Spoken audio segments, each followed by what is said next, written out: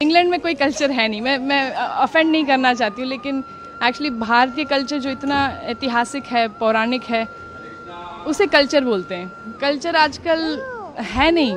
India में भी बहुत तेज़ रफ्तार से गुम हो रहा है कल्चर। हम अभी भी है ऑब्वियसली यहाँ पर, लेकिन एक्चुअली इंग्लैंड में देखा जाए तो अब आजकल बस आधुनिकता में सब पड़े हैं, और उसमें देखा जाए तो माता पिता को रखना, फैमिली यूनिट होना, ये सब बाकी नहीं रहा। अब तो बहुत कम लोग इसमें मानते हैं, तो इसलिए हम वापस आते रहते हैं कि कल्चर थोड़ा महसूस हो। भारत में एक्चुअली आकर ऐसे लगता है कि एक्चुअली अभी भी है कल्चर। उसका कोई। इंग्लैंड में रहती हैं, ऐसा इस माटी में क्या है, ब्रज की माटी में, जो आपको बार बार खींच लाता है यहाँ पर? पता नहीं, आप बताइए क्या मैजिक है ठाकुर जी की, क्या मतलब अमेजिंग उनकी कृपा है, कुछ न कुछ तो है ही। लेकिन यहाँ पर जैसे हम अलाइव हैं, जान है, बाहर जाकर ये ब्रिज को छोड़कर ही तुरंत जो क्या कहते हैं, इतना हैवीनेस फील होता है। कलयुग का प्रभाव बोल सकते हैं, आधुनिकता का प्रभाव, जो नास्तिकता का प्रभाव है, वो इतना। लॉलीपॉप लेटर उसका प्रभाव बहुत हैवी है। तो इसलिए ब्रज की माटी में ये जो आस्तिकता है, जो हम तपस्या कह सकते, ये उसी के लिए आते हैं कि हमें ठाकुर जी के दर्शन हो और यही संस्कार और सनातन धर्म का महसूस हो, क्योंकि बाहर तो है नहीं।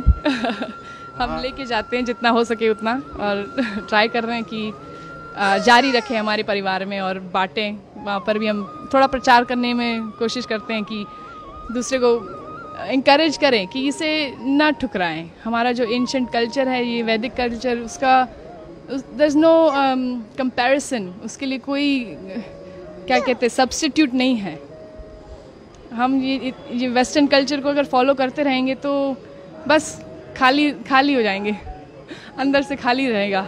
इंग्लैंड में ड्रेस अलग पहनते होंगे, लेकिन यहाँ आप पूरी तरीके से साड़ी पहनकर, तो कैसा लग रहा है यहाँ पर? बहुत अच्छा लगता है साड़ी पहनकर। ऐसे लगता है कि मतलब अभी कुछ त्योहार है, नहीं तो फिर बस काला ग्रे पहनते हैं वहाँ पर, क्योंकि ठंडी इतनी रहती है तो कोट पहनते पूरा दिन लगभग, तो यहाँ पर मन लगता है।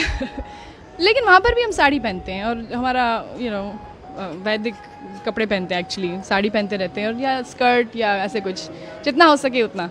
माथे पे आपने जो चंदन लगा रखा है, वहाँ भी लगाती हैं? ज़्यादातर लगाते रहते हैं, क्योंकि देखा जाए तो देखो, मुसलमान कभी ऐसे सोचता नहीं है कि मैं क्यों बुर्खा पहनूं, मैं क्यों ये टोपी पहनूं। सिर्फ हिंदू लोग मतलब डरते हैं, या मेरे को कई हिंदू खुद बोलते कि आप क्यों लगाती हो, बड़ा शो क्यों करती हो, क्या ज़रूरत है आपको शो करना, अपना आस्था को दिखाने की क्या ज़रूरत है। लेकिन मैं कहती हूँ कि एक्चुअली गर्व से हम दिखाते हैं। अगर कोई पुलिस ऑफिसर हो या कोई आर्मी वाला हो, तो वो गर्व से अपने सारे मेडल्स दिखाता है, क्यों, कि मैं आर्मी वाला हूँ। तो हम भगवान के हैं, ये उनका चिन्ह है, उनका मतलब हमने जो समर्पण किया है उनको, ये एक थोड़ा बस हम क्यों ना दिखाएं, गर्व से दिखाएंगे कि हम ठाकुर जी के हैं।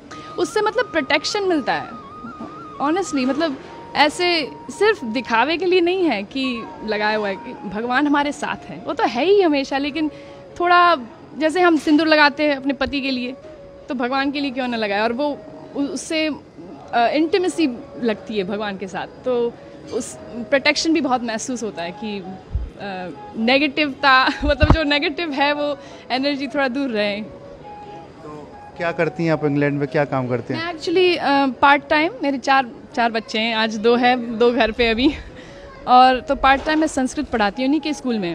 वहाँ पर एक कृष्णा अवंती करके लोकल स्कूल है इंग्लैंड में, और एक्चुअली सरकारी स्कूल है, सरकार पैसे देती है, लेकिन हिंदू फेथ स्कूल है, तो मोस्टली हिंदूज जाते हैं वहाँ पर। और संस्कृत, योगा, सब वेजिटेरियन खाना, 11 एकादशी का खाना होता है वहाँ पर, तो बच्चे लोग वहीं पढ़ते हैं, और मैं वहाँ पर संस्कृत पढ़ाती हूँ उनके प्राइमरी स्कूल में पार्ट टाइम।